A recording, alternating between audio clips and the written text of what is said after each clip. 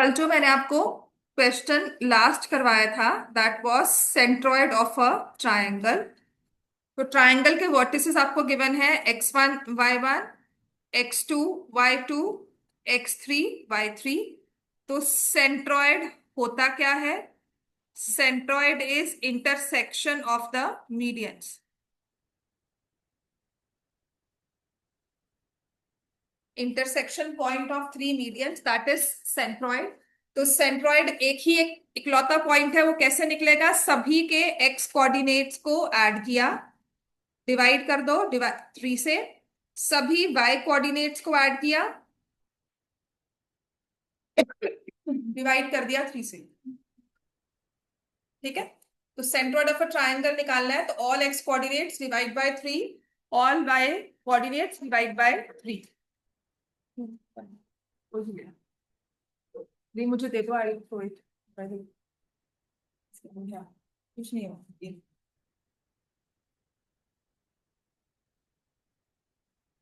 ठीक है। अब ये आया कैसे, डेरिवेशन कैसे हुई है, इसको लिख लेना, बिकॉज इसके पीछे का जो कॉन्सेप्ट है ना, मीडियंस का, सेंट्रॉइड का, वो हमें ट्रायंगल्स में काम आएगा। ट्रायंगल्स में एक क्वेश्चन है जो सीबीएसई ने अपने कंपार्टमेंट के पेपर में डाला हुआ है।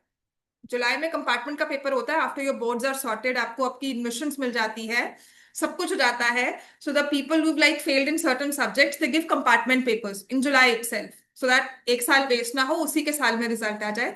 कंपार्टमेंट में 24 में, 25 तो भी होगा, 24 में ही this was a very major question. I was pretty surprised कि ऐसा क्वेश्चन दिया हो, जबकि कॉन्सेप्ट कुछ पढ़ाते नहीं है। मतलब माय बैकएंड में था कि कंपार्टमेंट का पेपर इजी आता होगा, पर ऐसा नहीं है। It's equally difficult. And earlier it was said कि जिसने बेसिक से स्टैंडर्ड में ट्रांसफॉर्म करना है, 9th 10th में आपने बेसिक मैथ्स लिया है, बट ना 11th में, now you want to study maths, so there was a condition that they can sit for that compartment paper and then appear for then take maths as a subject in your 11th class। ठीक है। तो ये कहा गया था, तो compartment का paper easy नहीं आया था, इसीलिए इस कॉन्सेप्ट को पढ़ लेना। मैं वहां पे क्वेश्चन भी आपको करवा दूंगी। ठीक है। होता क्या है, ये कैसे निकला सेंट्रॉइड, मैंने मीडियंस ड्रॉ किए। ठीक है। मीडियन पे कहीं ना कहीं पॉइंट होगा, एक ही वैल्यू है, x1 y1। और जब पहले ना आपको ऑप्शनल एक्सरसाइज होती थी ना इस बुक में, वहां पर स्टेप बाय स्टेप ना आपको एक क्वेश्चन दिया हुआ था, क्वेश्चन 4 या 5 था, जिसमें आपको स्टेप बाय स्टेप मेथड से ना कहा गया था हाउ टू कैलकुलेट सेंट्रॉइड। आपको कहा था first draw the median, then find the mid point D. ठीक है। In what ratio does the centroid divide the mid point, centroid divide the median. Now can you, आपको ratio पता है, तो can you now find centroid G. ठीक है। तो ये सारे हमें स्टेप्स दिए हुए थे। तो क्या, मैं आपसे वही पूछती हूँ कि आपको पता है कि डी तो मिड पॉइंट है, सेंट्रॉइड बना है ना, वो मीडियन से बना होगा, तो एडी जो है वो क्या है हमारा, मीडियन। जी जो है वो है सेंट्रॉइड। तो क्या आप डी के मिड कोऑर्डिनेट्स निकाल सकते हो? क्या होते हैं? x2 + x3 डिवाइड बाय 2, याद है कि नहीं? मिड पॉइंट निकालना, y2 + y3 divide, we found the midpoints of D, we found the coordinates of D which is the midpoint। अब सेंट्रॉइड की खासियत क्या है? सेंट्रॉइड तीनों मीडियंस पर होगा, और किसी भी मीडियन को ले लो। ठीक है। मैंने कंफ्यूज ना करने के लिए सिर्फ एक बार ड्रॉ किया। अगर मैं तीनों ही मीडियंस को लेती हूं, तो आप देखोगे तीनों के साथ ही जो प्रॉपर्टी बन के आती है, लिखो, which is centroid divides each median in the ratio 2:1। मतलब कि तुम्हारा ए तो था ट्रायंगल का वर्टेक्स, जो तुमने लिखा था x1 y, बी डी था मिड पॉइंट जो आपने निकाला, x2 + x3 divide by 2, y2 + y3 divide by, ये किया ना हमने। ठीक है। राइट। इसी एडी लाइन को मैंने ऐसे फ्लैट सरफेस में देख लिया, जो मेरे पास ये वर्टिकल अलाइनमेंट थी, मैंने इसे हॉरिजॉन्टल करके देखना शुरू कर दिया। तो यहां पर कहीं पॉइंट जी था, एडी पर ही कहीं पॉइंट जी है। तो पॉइंट जी की खासियत क्या है कि वो 2:1 के रेशियो में मीडियन को डिवाइड करता है, every median. Any triangle centroid हमेशा किसी भी ट्रायंगल में ड्रॉ कर लो, मीडियंस का intersection point divides each median. अब ये मत कहना कि एडी लिया है तो बी को भी, यस, जो बी से स्टार्ट होगा, जो सी से स्टार्ट होगा, हर एक मीडियन को। तो आप चाहे बी ई, यहां पर मैं ई लिख दूं, आप ई वर्टेक्स फाइंड करके, ई कोऑर्डिनेट्स फाइंड करके देन फाइंड सेंट्रॉइड, या फिर आप एफ फाइंड करके देन फाइंड सेंट्रॉइड, आपका आंसर वही आएगा। देखो मैंने आपको क्या कहा था कि यहाँ 2 से मल्टीप्लाई होगा, यहाँ 1 से मल्टीप्लाई। तो 2+1 क्या होता है? 3। फॉर्मूला समझ में आ गया कि अगर आप x2 + x3 को 2 से मल्टीप्लाई करोगे तो ये 2 और ये 2 कैंसिल, तो क्या हो जाएगा? x2 + x3, और यहाँ 1 से मल्टीप्लाई हो रहा है x1 डिवाइड बाय 3। ऐसे ही y2 + y3 + y1, अब तीनों ही प्लस में है तो order will not make a difference, है ना। आप x1 + x2 + x3 भी कर सकते हैं। x1 + x2 + x3 divide by 3, y1 + y2 + y3 divide by 3, that is the simple formula. बहुत ही सिंपल वे से आता है सेंट्रॉइड ऑफ अ ट्रायंगल का फॉर्मूला। ठीक है, अब इस पे क्वेश्चंस जो आते हैं ना वो कुछ इस तरह से होते हैं।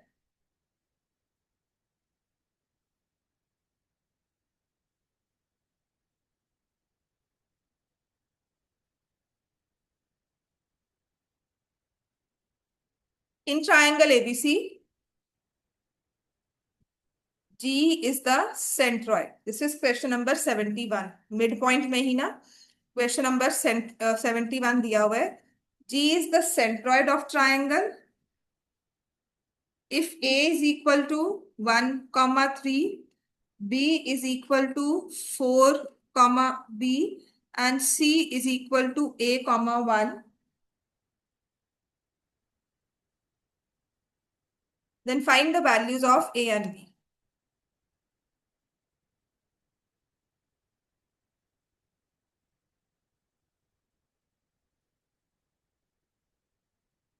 G 4, 3 है, मैंने जी के बारे में लिखा नहीं, बता तो दिया सेंट्रॉइड है, पर कौन सा? 4, 3। तो आप क्या लिखोगे यूजिंग सेंट्रॉइड का फॉर्मूला? क्या? 1 + 4 + A divide by 3 is equal to 4। ऐसे ही 3 + B + 1 divide by 3 is equal to 3। So 5 + A is 12, A की वैल्यू क्या आ गई? 7। B + 4 इज 9, B की वैल्यू क्या आ गई? A is 7, B is 5। Answer आता है, मतलब सेंट्रॉइड का फॉर्मूला याद हो। लेकिन कुछ 5 से 6 साल पहले की बात है, जब I was taking one of the classes, एक बच्चा था मेरे पास, बेसिक लिया हुआ था उसने मैथ्स में। क्या हो गया? बेसिक मैथ्स लिया हुआ था।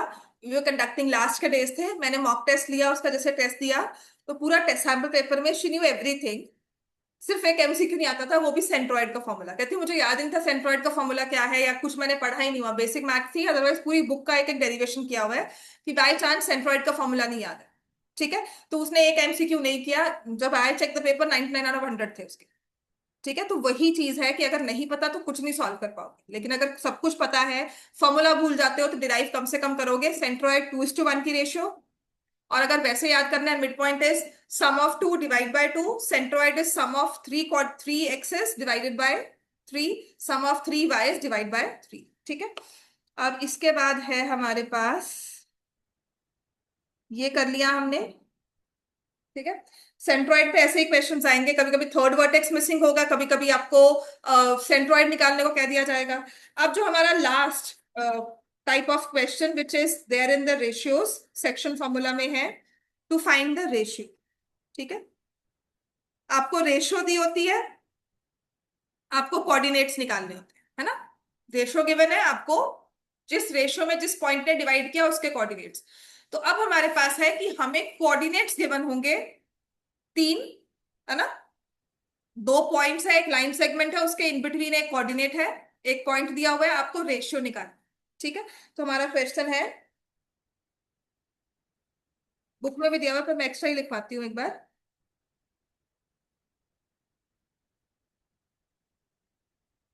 बुक ही निकालनी पड़ती है।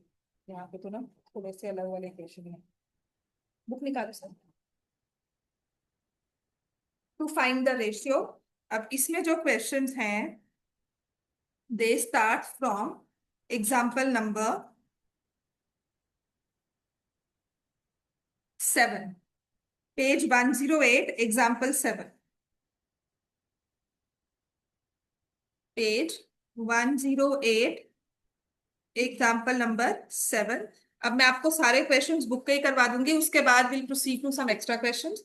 तो इसे लिखा है, in what ratio does the point -4, 6 divide the line segment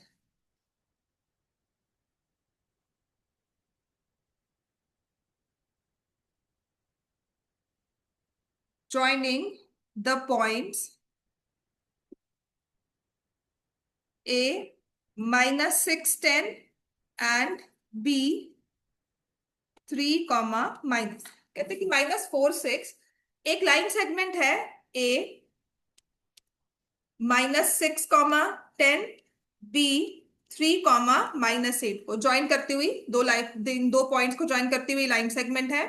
इनके इन बिटवीन कोई पॉइंट है -4, 6, इसे किस रेशियो में डिवाइड करता है? ठीक है। तो लेट्स वेयर कि हम ये ले सकते थे, वो ले सकते थे, जो करते हैं ना वो मैं आपको डायरेक्टली बता रही हूं। हम इसमें लेते हैं let the ratio be K:1। Let the ratio be K:1। Calculations को इजी रखने के लिए, एक ही वेरिएबल में क्वेश्चन बनाने के लिए वी से late the ratio be K:1। तो मैं यहां पर K लिख दूंगी, यहाँ 1, इसको यहां मल्टीप्लाई किया, चलना तो उसी हमारे फॉर्मेट से, सेक्शन फॉर्मूला यूज करते हुए। तो K जो है वो मल्टीप्लाई होगा 3 से, 1 मल्टीप्लाई होगा -6 से, और इसको लिख दोगे K+1। अच्छा, जब ये फॉर्मूला लगा रहे हो तो ये किसकी वैल्यू आ रही है? K × -8 +1 × 10 upon K+1। जब आपने ये लंबा चौड़ा सा K में फॉर्मूला लगाकर जो ये क्रॉस में मल्टीप्लाई करके सॉल्व किया है, इससे क्या वैल्यू आ रही है? This is 3K - 6 upon K+1, है ना? ये आया ना, 3K - 6 upon K+1 -8K + 10 upon K+, याद है ना? हाँ ले सकते हो, पर क्या करेंगे उसे, अभी फिलहाल नहीं, है ना? हाँ, तो क्या आ रहा है ये आपका माइनस, ये 3K - 6 अपॉन K+1, ये किसकी वैल्यूज आ रही हैं? These are coordinates of P। ठीक है, these are coordinates for point P।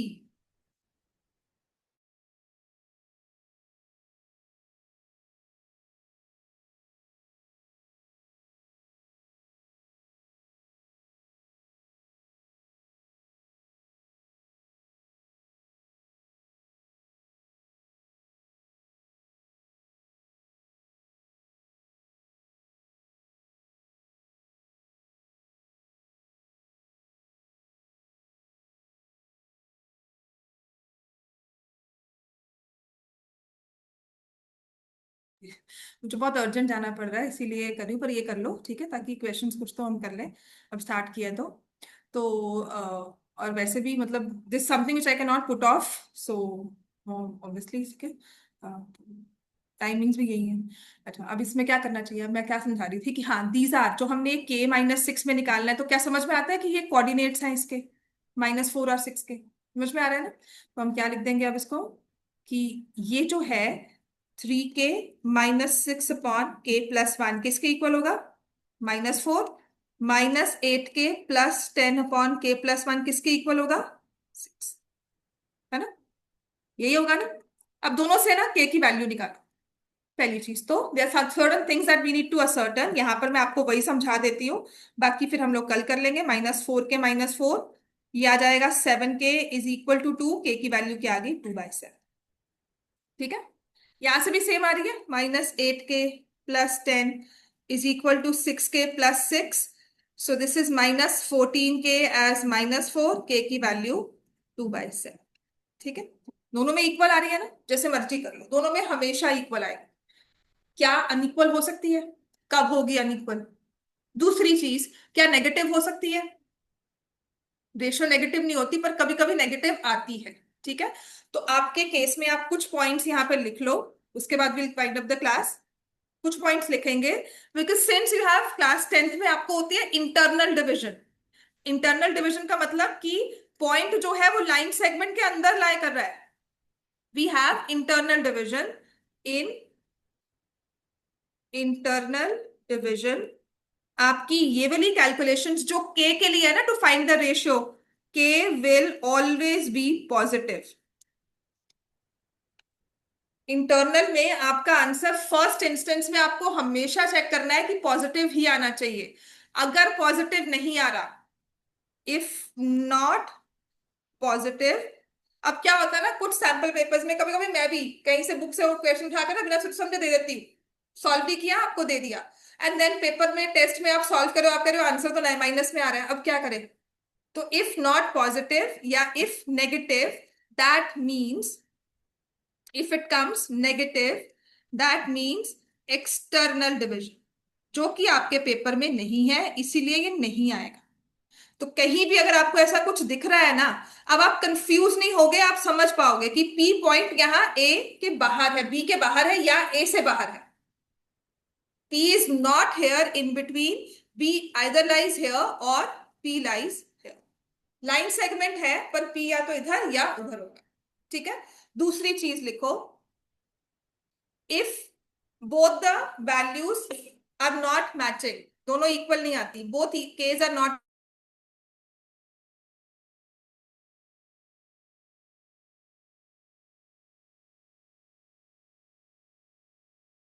है, right? If we get different values of K, same value of K का मतलब क्या होता है कि जो आपने ये ए पी और बी पॉइंट्स लिए हैं ना, दे आर कोलिनियर पॉइंट्स। ठीक है, फॉर सेम वैल्यू ऑफ के इन बोथ द केसेस, वहां भी 2/7, यहां भी 2/7, माइनस में भी फर्क नहीं होगा। ये नहीं कि एक बार +1/2 आ जाए, एक -1/2 आ जाए, मतलब यहाँ पे प्लस में आंसर आता है, यहाँ माइनस में आता, वो भी नहीं, दोनों का साइन भी सेम होगा। ठीक है, तब हम क्या कहेंगे? Points are collinear. So if we get different values, that means points are not collinear. ठीक हो गया बेटा? राइट? तो सॉरी, चलो मैं जा रही हूँ।